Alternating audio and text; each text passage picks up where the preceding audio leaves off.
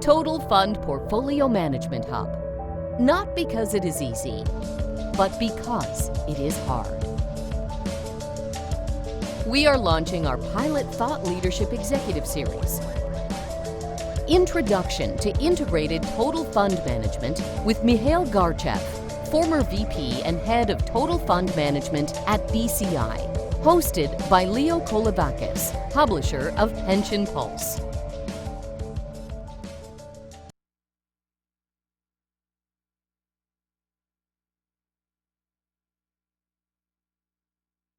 Good day, everybody. This is Mihail here again. Today, we're going to continue with the second set of case studies from episode 5 of the Introduction to Integrated Total Fund Management Executive Series. For those of you who are watching the series for the first time, this is a quick look at the topics we are covering in this 7-episode series. We are already at episode 5, discussing various applications of the Total Fund Management framework and process in real-life total fund decisions. In the next episode 6, we will get even more real and discuss what is required to move from a process and a framework to an implementable capability. We will conclude the series with episode 7, where we will discuss the role of total fund management as part of the next stage of development of the Canadian pension model. Last week, we looked at the first set of case studies focused specifically on the expected returns and their term structure, the process of how one derives them, and what is the value of expected returns and the term structure, whether using them provides informational content to further improve outcomes. Today, we will start looking at specific practical applications of the total fund framework, or more specifically the expected returns and the term structure, and we'll start with 2 total fund management decisions, rebalancing and balance sheet management. In the third installment of episode 5, we will continue with even more practical uses of the total fund framework in total fund management decisions.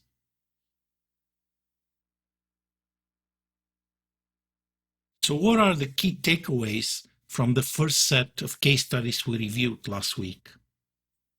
First, the expected returns and the term structure vary significantly through time. What this means is that if there is informational content in the expected returns and the term structure, this may lead to the ability to use this to manage the short terms to improve long-term outcomes.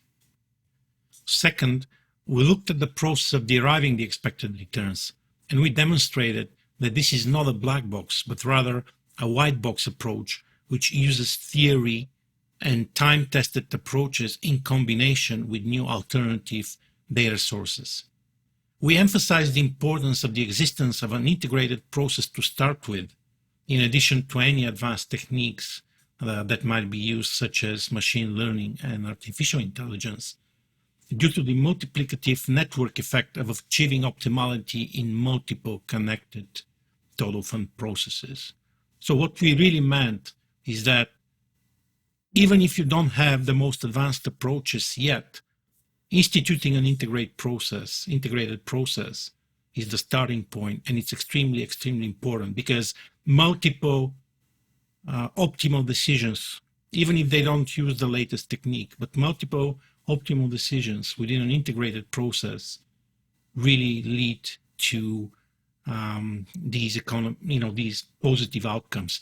And what we meant by this is that such an integrated process is at the center of the core total fund capability. And this capability is really the ability to have the expected returns and the term structure. And this further allows you to achieve the economies of scope over the long term. The third aspect was the value of the expected returns. Or simply put, you can derive expected returns, but do they really have any additional value in this process?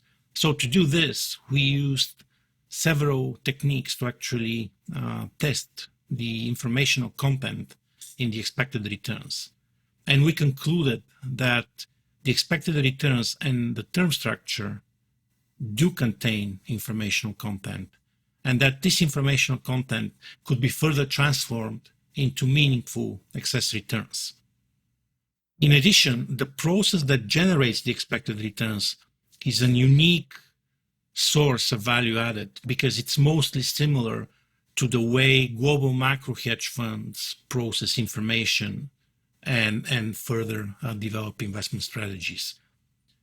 Another aspect was the fact that using multiple horizons, or really the combination of horizons, which is effectively the term structure, as well as using absolute expected returns and relative expected returns, so expected returns between asset classes, leads to notable improvement in the excess returns that could be generated as opposed to a single horizon approach. What turned out is that the expected returns and the term structure are best at identifying vulnerable markets, and together with the global macro type of a process, exhibit definitive risk mitigation characteristics, which are very well suited for using dedicated risk mitigation processes. And finally, in the last case study, to arrive at optimal decisions using the expected returns and the term structure requires a path-dependent multi-period decision-making and asset allocation process. And we illustrated how to build such a process in a very simple example. Let's start with the first case study today. Our next study is about rebalancing decisions. And rebalancing is really at the nexus of, multitude of total fund management decisions, be it asset allocation decisions, risk decisions, leverage, liquidity decisions as well. So using the rebalancing as our playground actually would allow us to look at many ways of using the total fund management process.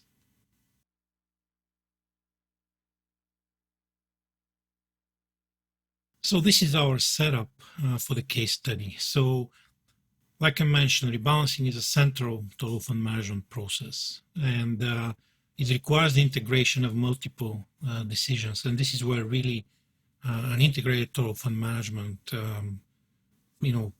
shines effectively. And so these decisions could be from public to private assets, leverage, liquidity, risk management, and of course, the use of term structure of expected returns, and the conclusions from the short and medium term macro and market conditions. So we'll try to talk about, to understand the steps of the rebalancing decision process, because this will help us illustrate the use of the total fund framework. So we'll talk about the rebalancing process step by step. And then now, once we go through the process, then we'll look at key decisions made at certain steps in this process. And this process could be quite long, but we'll focus just on the important aspects. So several key questions: to rebalance or not in the first place, to increase or decrease liquidity and equitize cash, how to use the term structure for rebalancing, and how these optimal rebalancing trades look given the term structure of expected returns and the tracking errors. So these will be four aspects we're going to look at as separate pieces of this case study. So before that, we'll still need to go through the flashback just to get again the idea of where rebalancing stands.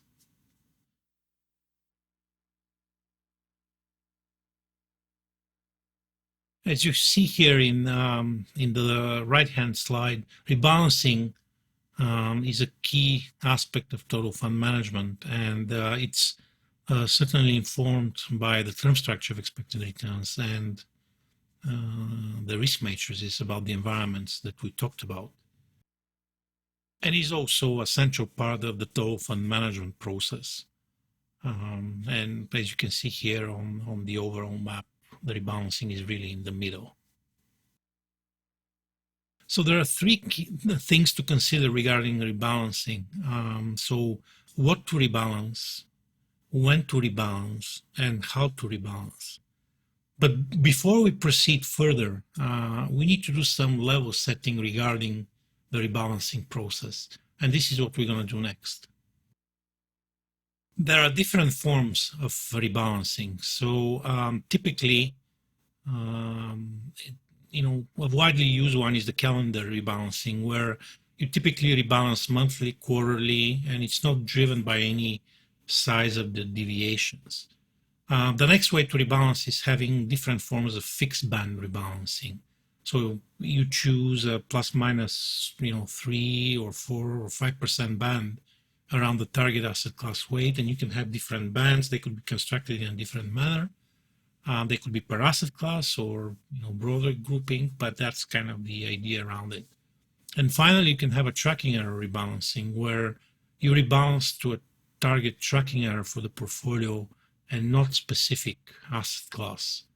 And how we would see a bit later, but the most optimal one is the tracking error rebalancing, and especially in certain conditions. In other conditions, the tracking error rebalancing might be similar to the fixed band rebalancing, and the less optimal one is the calendar rebalancing. So this chart here shows you a simulated typical pension portfolio and how the trade-off between tracking error and transaction cost looks like. So tracking error at the top and transaction cost at the y-axis. And also it shows you how this looks like at different range rebalancing, so different bands, whether 5%, 3%, or 1%. So the first thing that comes out of this chart is that, as you can see, the 3% bands, so the fixed band rebalancing, 3%, is very similar from risk and transaction cost aspect to a 30 basis points of tracking error. So using 3% or 5% fixed band rebalancing is similar to using a tracking error rebalancing, where you rebalance between 30 and say 50 basis points or thereabout. The other thing that you need to see from this chart is that reducing the tracking error at the top from 50 to 30 basis points, or 0.5% to 0.3%, is equal to reducing from 30 basis points to 10 basis points. So it's all 20 basis points difference in both cases. However, the transaction cost of reducing from 30 to 10 basis points is 3 times higher if you look at the y-axis. And from this perspective, you reduce tracking error, but you incur very, very high transaction costs. So generally speaking, rebalancing is most optimal between a tracking error of 30 to 50 basis points. Now that you're familiar with the general rebalancing chart, what you see in this chart is the same chart as before, but showing two conditions, showing normal market conditions and showing stress market conditions. So what you could see from this chart is that in normal market conditions, whether you do tracking error rebalancing or you do fixed band rebalancing is in a way similar. However, the minute you have stress market conditions, the tracking error rebalancing, which is the dotted line, is significantly more optimal. In fact, 2 times more efficient than the fixed band rebalancing. And this is important because in these stress markets, the tracking error will increase significantly to 80 to 100 basis points.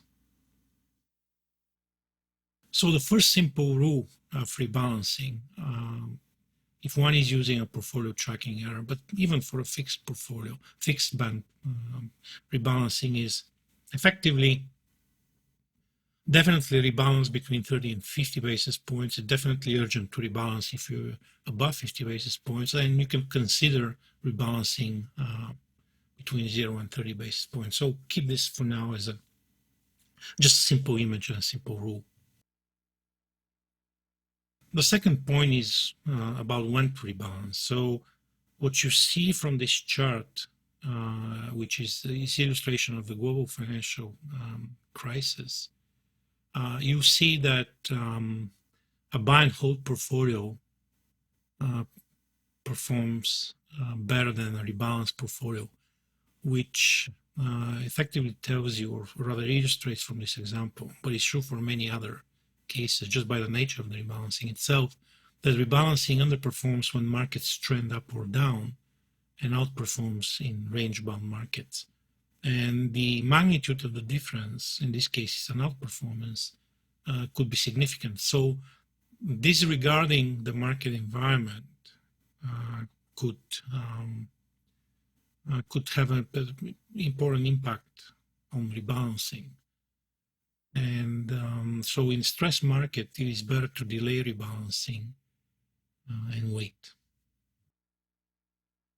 So this is another simple rule about rebalancing. So in neutral market conditions, you definitely rebalance whichever way you want. In stress market conditions or in very strong markets, it's better to wait and not to rebalance. But to do this requires the capability to determine what the market environments are.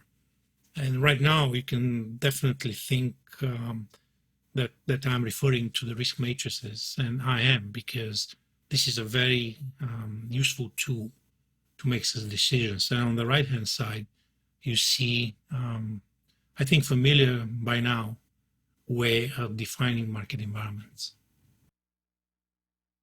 So the next step is related again to this trade-off between transaction cost, tracking error, and transaction cost.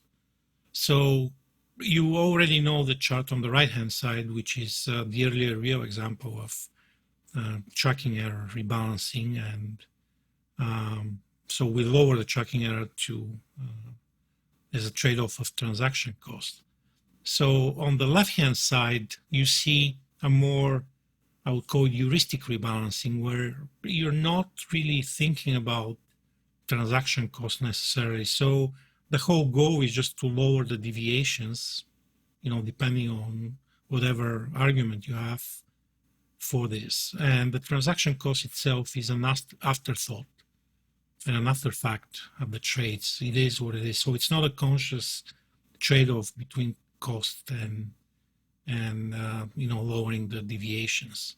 And this is something that people usually do in the beginning in many places, and many funds for that matter as well. The next slide just substitutes the actual example earlier with a stylized example so that you can actually compare better both charts. But so the difference between the tracking error rebalancing versus the heuristic rebalancing is that you lower the tracking error, in this case from 50 basis points to 30 basis points, and this causes the transaction cost to increase. So if you lower from 50 to 30 basis points, you got transaction cost 1, and if you do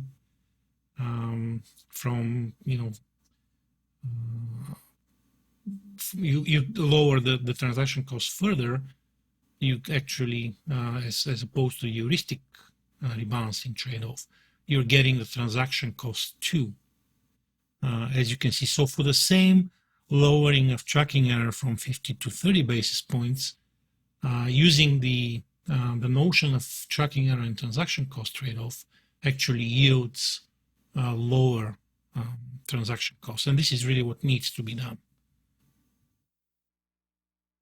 Now, what would happen if we try to even further move the curve by not only using transaction cost and tracking error trade-off, but try to make it even more optimal using short-term expected return. And this is really what you see here. The minute you include expected returns, you are improving the tracking error transaction cost trade-off in the more typical rebalancing process, because of the expected returns, the transaction cost decreases further. And this is, of course, given that the expected returns only offset the transaction cost, but in fact, they could actually improve much further the outcome. But this is just to show you in one chart, the importance of expected returns. And there was a reason why I was walking you until this moment, because this is where expected returns become important, and not only expected returns in general, but the short-term expected returns as part of the overall core total fund capability. Now that you're familiar with the previous chart, you see that you can have, or you can use the same tracking error or lower tracking error and do either tracking error rebalancing or tracking error with expected returns rebalancing. And as long as you're using the tracking error, the current tracking error, and you try to lower it, this is effectively a rebalancing decision. Now, if one decides to go the other way, so instead of lowering the tracking error, increasing the tracking error and still performing a rebalancing, this now becomes an active rebalancing decision. So the point of this slide is to differentiate between what is a rebalancing decision and what is an active rebalancing decision. So that's the way to use this is either to implement views or to complement, for example, active risk not being used elsewhere in the organization, or both for that matter. So this is just a quick decision picture or decision rule, if you wish, about this, and we'll see how it's used later. So if I'm to summarize what we talked so far, so first, tracking error rebalancing is more optimal than fixed band rebalancing, especially in stress market conditions and when the tracking error is kept between 30 and 50 basis points. Short-term macro environment matters to consider when to rebalance or to wait. And short-term expected returns can, at the minimum, offset transaction costs while keeping the tracking error the same. So injecting short-term expected returns actually further enhances the rebalancing process. And this is what we talked about, that the term structure of expected returns can actually enhance portfolio maintenance, which is, in this case, rebalancing.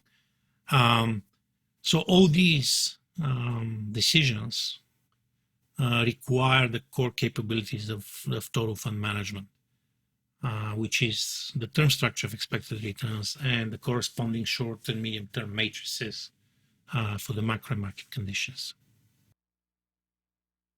Now, when we combine the what, how, and when, we effectively arrive at the rebalancing methodology.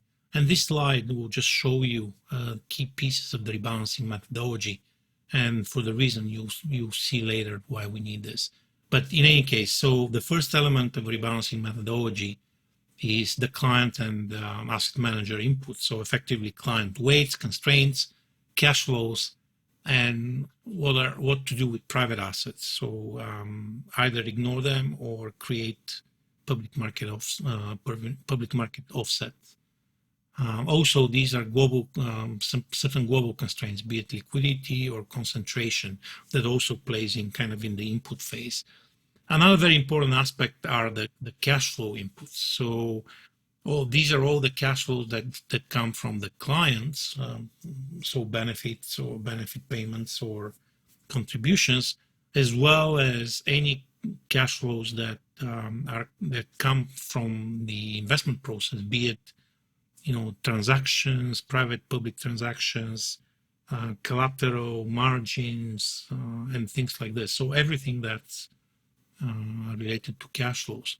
So these are all inputs in the rebalancing process. And as you can see right away, specifically for the cash flows, you also, in a way, have a term structure of the cash flows, because you have the cash flows, and usually you need this approximately a year ahead, but certainly in the very near months where you have high probability of these cash flows, and then these cash flows kind of taper off and you use more and more the pacing model. And as you would see now in a few minutes, the total fund management process actually helps determine things around the probability of these cash flows. So very simple example, if you're expecting bad market conditions 3 months out for whatever reason, then you probably need to increase your haircut, or your assumption for any collateral and margins on the currency and things like this. And also it impacts pacing models for private assets and things like this. So it's all interrelated, but think about it in this context. Then in the middle, you have your rebalancing optimization function, whatever this is, this function is. Then at the bottom, what you have are the inputs on the from the total fund side. So effectively, inputs related to volatility, correlation, transaction costs, the asset class and currency expected returns, which we just talked about. And also, the expected returns are already forward-looking, but what's important also is to look at forward volatility and conditional correlations, and connect all these with the market scenarios that you have at the bottom. So, for example, if somebody is expecting short-term market conditions not to be favorable, and maybe even because of some liquidity aspects, and think about this short-term matrix that we saw earlier, then your assumption about transaction costs, for example, expected transaction costs should be somewhat different. And the same for volatility and correlation. So there's interplay between all these inputs. And that's why it's very important to have one consistent and coherent framework, so that everything flows properly and everything it makes sense and it's consistent. It's not one thing having one assumption and the other one having a completely different assumption, because different processes are used. And then you take all this together and you put it in an optimization function of some form, and you jointly determine whatever this subjective function is, how you rebalance.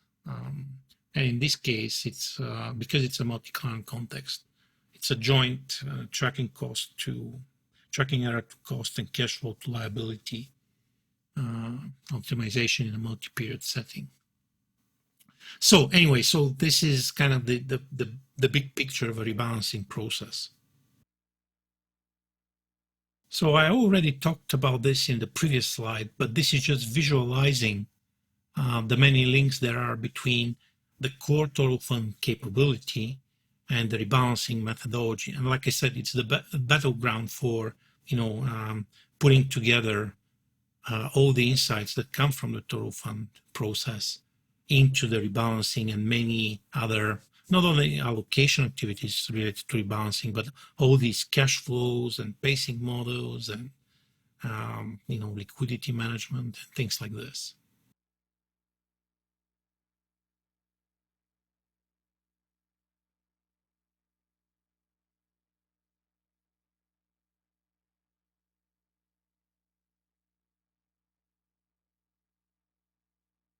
Now that we got some basics around the rebalancing itself, we'll move through the decision process of rebalancing using these three key elements, which is understanding the current portfolio, the rebalancing decision tree, and the trade recommendations.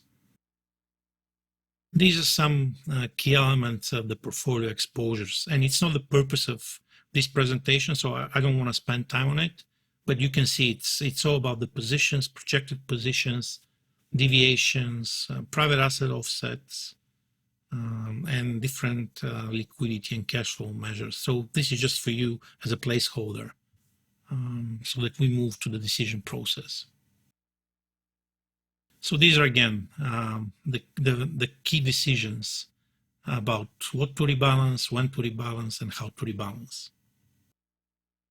And more specifically, to rebalance or not, to increase or decrease liquidity and equitize cash, how to use the term structure of expected returns for rebalancing, and what are the optimal rebalancing trades given, using this term structure.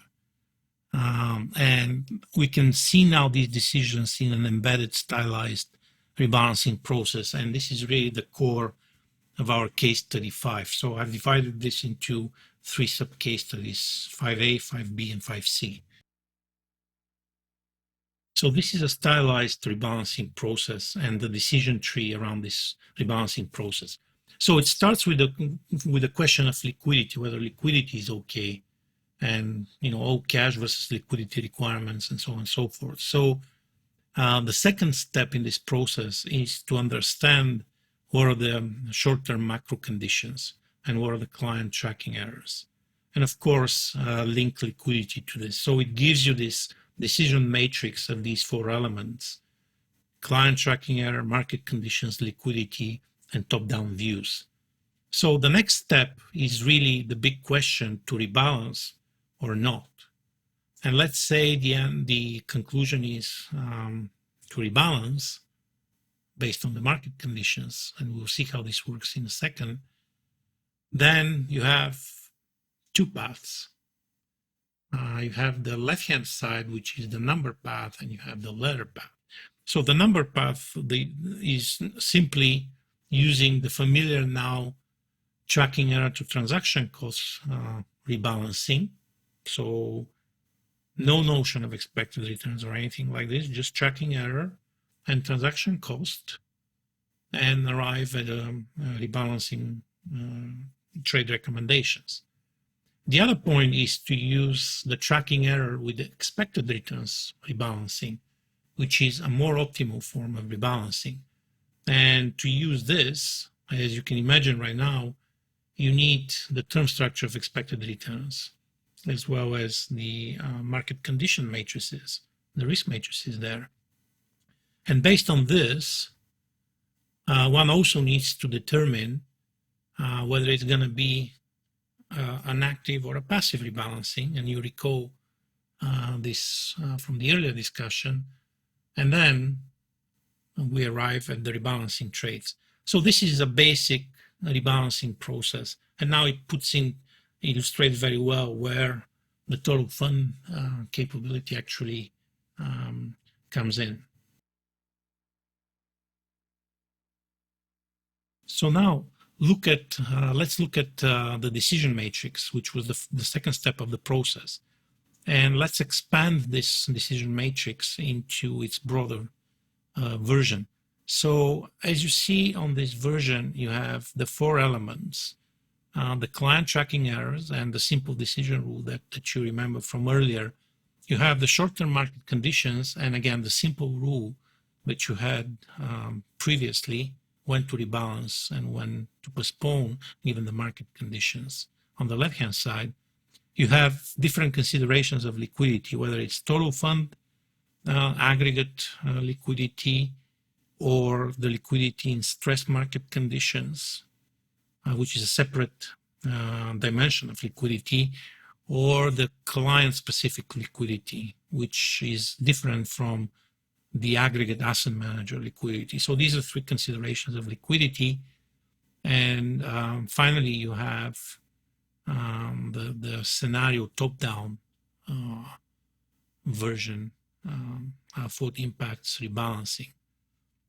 So again, looking at liquidity, you have, for each one of these, you can have different estimations, but eventually you arrive at what the current status of this liquidity is.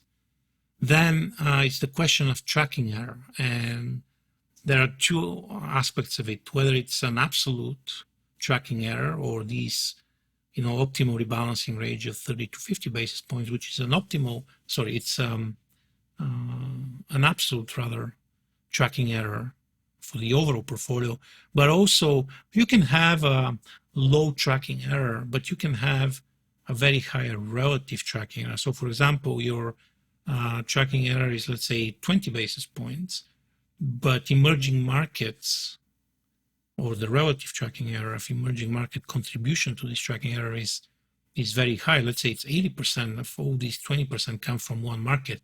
So even though the absolute is low, the relative could be high. So this also might require rebalancing. So you need a consideration of this. You definitely need a consideration of whether to rebalance or not, which is kind of the bigger question on this matrix as well. And this is related to the market conditions. And finally, you have the scenario aspect of it, or the top-down considerations, because these also need to be presented as well. This is just an example of scenario analysis that feeds into a rebalancing process, and in this case was two major events that may impact the result of the rebalancing, and ultimately it ends up to the odds of, in this case, of negative or positive emerging markets performance, and this also needs to be weaved in the rebalancing into the rebalancing process. It is, at least in this particular case.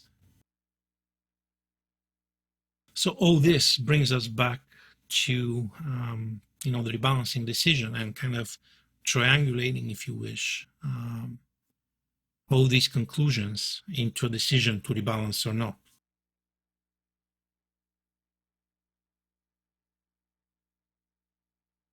Now, very quickly, looking at the decision matrix and the short-term market conditions and the question of to rebalance or not, as you can imagine, this is linked to the short-term risk matrices, and this is now an actual existing and real-life implemented risk matrix. So what you see in this particular case is that the matrix is at a neutral environment, and we saw this earlier in the presentation, how this works. But so for now, it shows a neutral environment. So it's beneficial to rebalance. So the answer to the decision, notwithstanding any other reasons, but it's beneficial to rebalancing. And to do this, there's a need to have a capability for a real-time assessment of market conditions based on all these relevant drivers for these conditions. And of course, across, again, many markets. And what you see here, again, the neutral market environment is just the current market point compared to the history of it.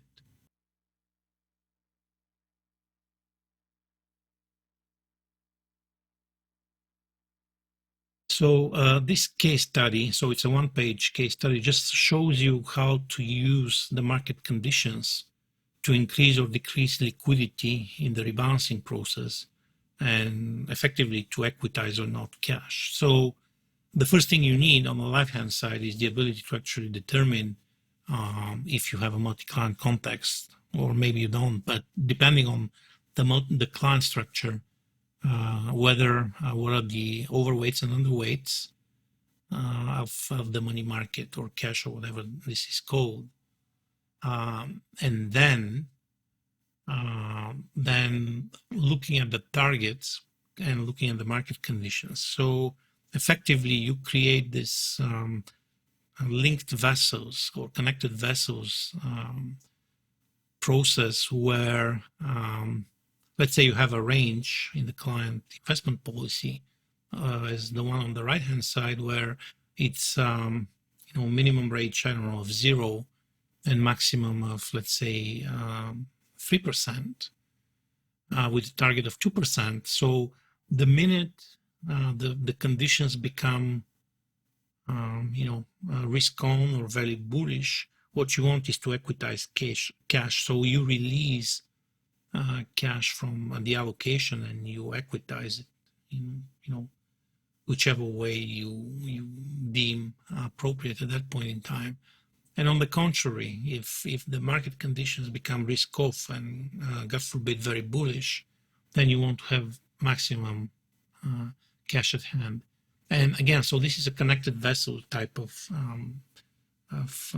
decision, but it's also important to have this decision. First of all, it's not just one-off; it's something that's continuously assessed, and it's part of the process as well. So this allows you to actually not get caught, unless, of course, there's a very, very, sudden event, which is a different story. But effectively, it allows you to efficiently manage the cash and the liquidity. So this is the last part of this case study, number 5, and this is the last part, which is about how to use the term structure of expected returns in the rebalancing. And you see this decision map already. We illustrated it, but let's take a step further and look at it. So these are two decisions: effectively use expected returns or not, which will lead you to either just tracking error to transaction cost rebalancing, or use expected returns, which improves or enhances the process by using expected returns in addition to the tracking error and transaction cost. And of course, whether it's active or passive rebalancing. So that's pretty much about these decisions. You're already familiar with this slide, and this is really how to use the term structure of expected returns. So this is a real example, a real life example of these expected returns. And we talked about them already in the previous presentation, but it's at, the short term, given, so this is 0 to 3 months, across the different asset classes that need to be rebalanced. You have their expected returns 1 month ahead in this point, and the quality of the expected returns, the significance thresholds, and the conviction level. So you use these as an input to the rebalancing process. And this is, again, a reminder of the expected returns and all the core total fund process that feeds into the rebalancing. And short-term expected returns are an input in this process through the optimization process. So let's look at this fictitious example of rebalancing trades. So in this particular case, we have different asset classes, and in this particular case, the pension fund had tracking error below 10 basis points, and for some reason we decided to rebalance. This is just for illustration. And then you can see the two types of rebalancing. So on the left-hand side, you see the tracking error and transaction cost rebalancing. It's labeled as passive rebalancing as well.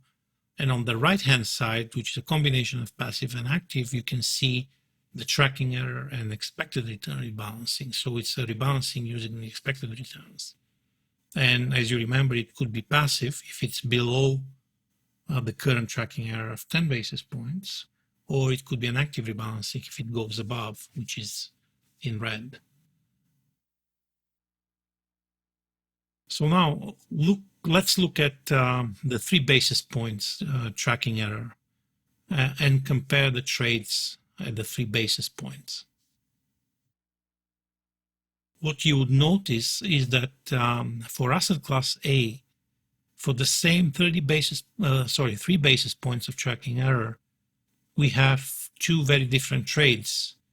On the left-hand side, we're buying 42 million of this asset class, and at the same time, if we're using a tracking error expected returns, we're buying 106 million of this asset class. And this is happening because the expected returns for asset A are positive with, in this case, medium level of conviction. So by injecting the expected returns and the level of conviction, it causes to buy more of this asset for the right reason. And there you have your asset class A with the positive expected return and a medium level of conviction. So this is causing to actually buy more, as otherwise you would have bought if you're just agnostic to the expected returns. So this concludes this case study number 5 about rebalancing, as indeed, as you saw, the rebalancing actually incorporates quite a few of the total fund activities, either asset allocation, as in this example, or considerations about liquidity and private assets, as you will see in a few examples later. So what's important also is to consider that the tracking error expected returns rebalancing has a much higher performance than the typical tracking error and transaction cost rebalancing, even if they stay at the same tracking error. So this is yet another confirmation of the informational content that's embedded in the expected return. So if we are able to actually, using these expected returns, improve rebalancing outcomes beyond at the same tracking error and much better than not using expected returns. So this is another confirmation that there is informational content in the short-term expected returns as well. And I'm talking about performance of 2 to 3 times better than the typical rebalancing. Our next case study, number 6, is balance sheet decisions. So how total fund management ensures optimal and adequate resources for the current operations and financing future growth.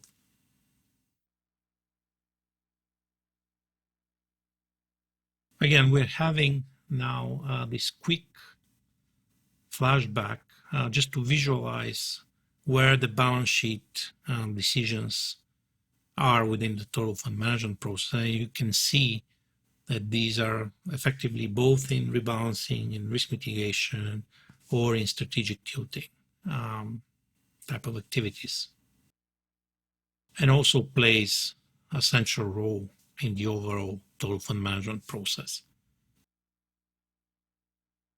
So what we mean in this case study by balance sheet management is a narrow definition of it. So it's not what typically is meant, let's say, in continental Europe. So it does not include any decisions on outcomes, more generally pension asset liability management decisions, or reinvestment decisions, or decisions about disposition of underperforming assets, among others. So what we're talking about here is the balance sheet management, so that there could be an efficient use of net assets to achieve the same or better returns from fewer assets. So this is kind of the narrow definition of balance sheet management. So a few things around the balance sheet management. So it maximizes the asset utilization. It's about right sizing and right timing, and I guess right sourcing leverage to finance the business model and its future growth. So it's about monetizing underutilized assets. So for example, equitization and things like this of cash. So it's as well, and it's kind of important role is optimizing the term, the rates and the types of corporate liabilities and receivables. So for example, collaterals, margins, securities lending, and things like this.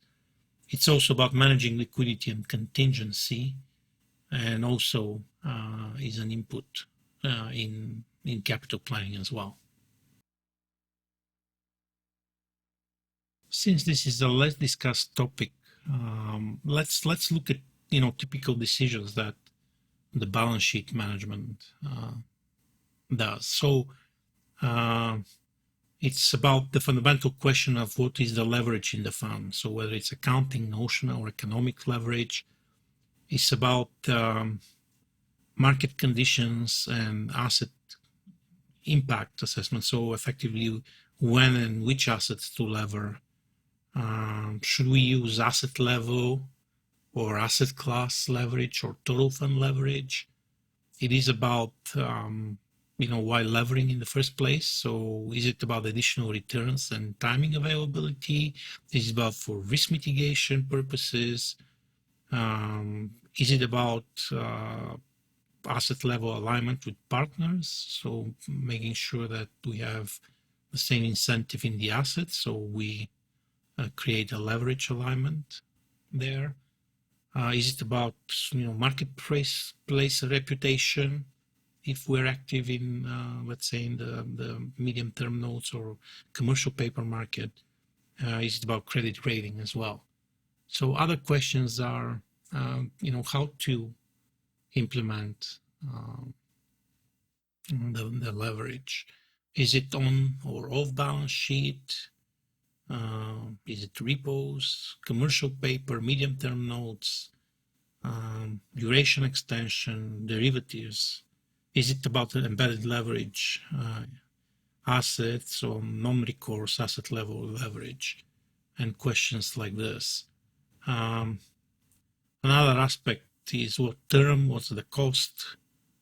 So if total fund leverage is used or recourse leverage, what is the transfer pricing to each asset class and strategy, which is important for performance measurement and internal equity? And it's also how does it interact with all the other total fund activities like rebalancing, for example.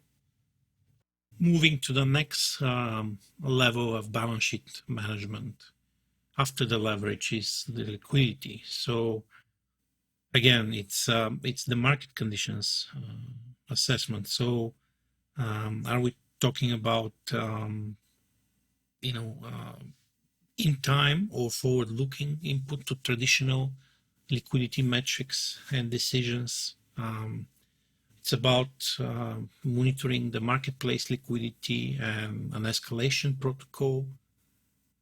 What's the impact of leverage on liquidity? What are the projected aggregate and net cash flows? Liquidity gap, liquidity coverage ratios. What's the stress liquidity? It's about deal pipeline management, including cash flows, currency, timing, deal phases, and uncertainty. It's about pacing models, commitments management, capital calls and distributions. Also, of course, the pension contributions and benefit payments, securities lending, cost of liquidity, and what to do with the excess liquidity and equitization, as we saw in the context of rebalancing. So these are some areas of liquidity, and as you can see already, this could be helped by the total fund management process for sure. So the final aspect of balance sheet management is contingency, and this is about the market conditions again, having a critical signal, early warning system, a risk mitigation protocol. So these are all things that are needed for contingency management. It's also about what's the availability of contingency fund, what's the probability of an event coming, what's the timing of it, what's the cost of it. It's about thinking about the impact of leverage. It's about cash in hand, yield redirection from investment so that there's more yield coming instead of being reinvested in critical situations, how to use repos, how to use and what credit facilities are available, if they're available.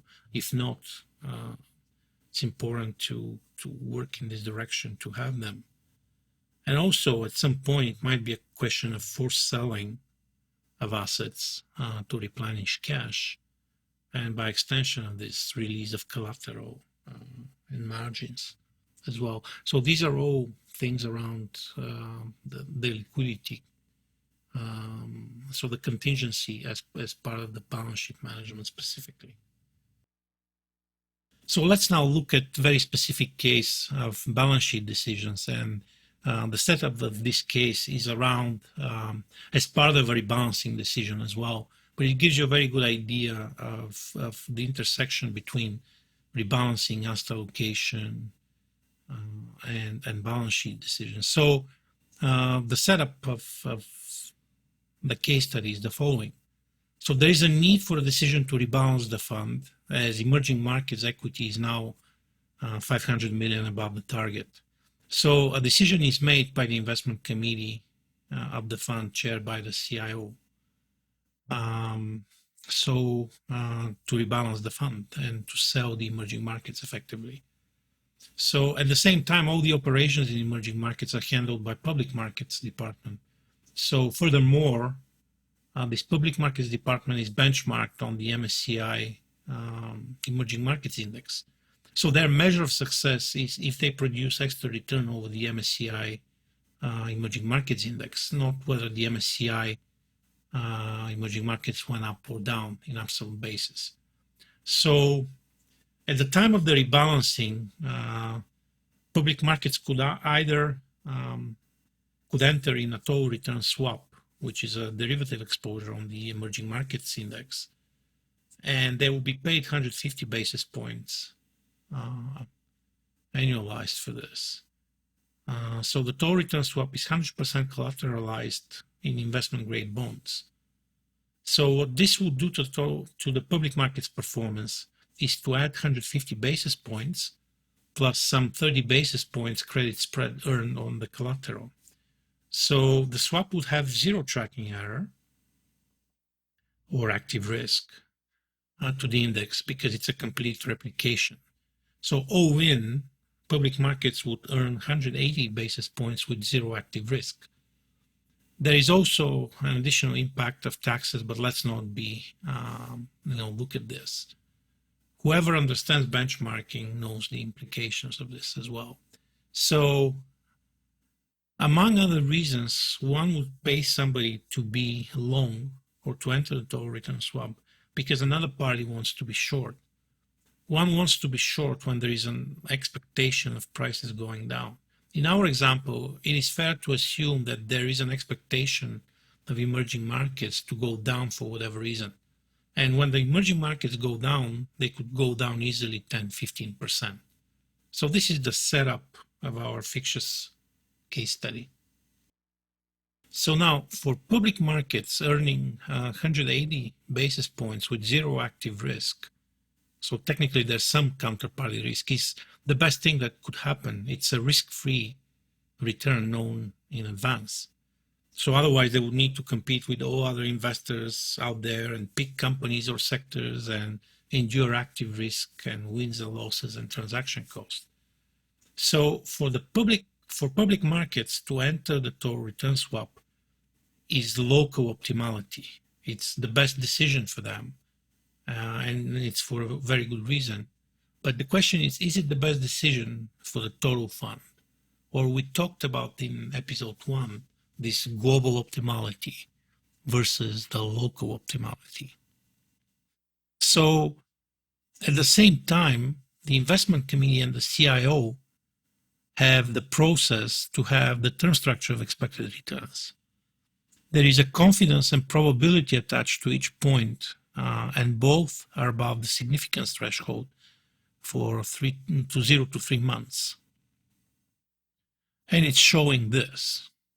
So as you can see, the term structure is inverted in the shorter maturities. So given the market conditions, effectively the CIO expects, based on the term structure, emerging markets to have significant negative return. So given the setup and given the information, what would be the decision? So there is a risk-free balance sheet return of 180 basis points versus a high probability negative 15% return for emerging market equity. The investment committee and the CIO decision needs to be to rebalance. So sell emerging markets equity and not allow public markets to enter the total return swap.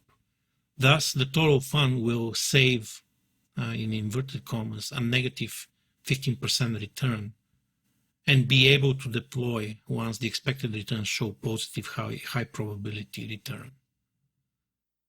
Some additional takeaways. So there is a need to reconsider the structure and benchmarking, as there is a conflict between the local and global optimality. The total return swap and the return attached to it is a balance sheet return for the client, not alpha for public markets. So public markets should execute but not control this decision. Or public markets could still make the decision, but all from their alpha, the difference if things go wrong. This, however, could wipe out all the hard-earned alpha from other public markets activities.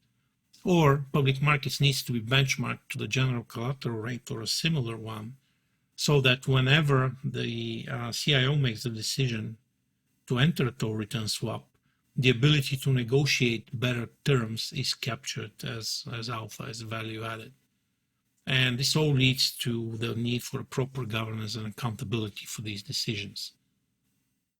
So in this hypothetical fund, because of the conflict between local and global optimality, these concepts that we talked in episode 1, and the need for proper governance and measurement, there is a possibility that there is a lot of hidden cost which is never accounted for and which impacts the efficiency of the fund, regardless of how well the fund functions. So this is just an example of this hidden cost that we talked about in episode 1, and we gave some different examples, but this is just a very good example for this hidden cost.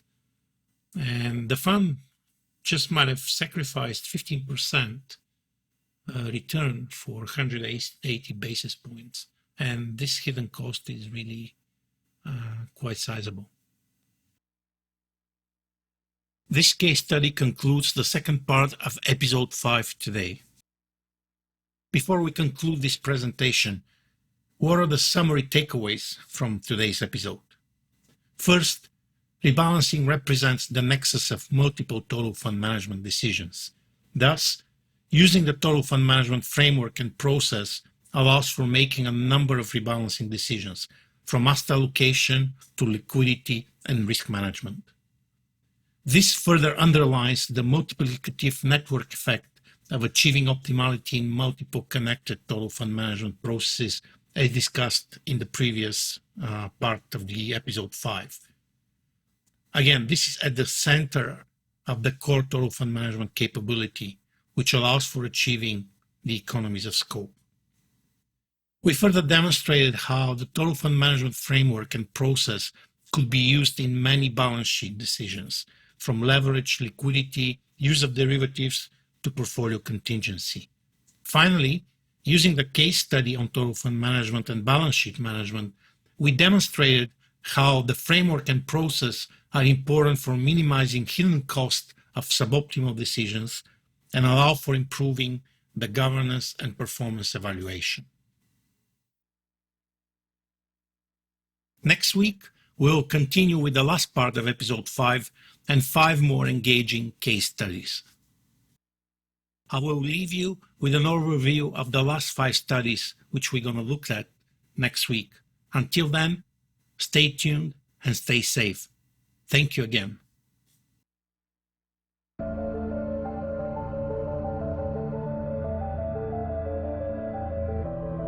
Total Fund Portfolio Management Hub. Not because it is easy, but because it is hard.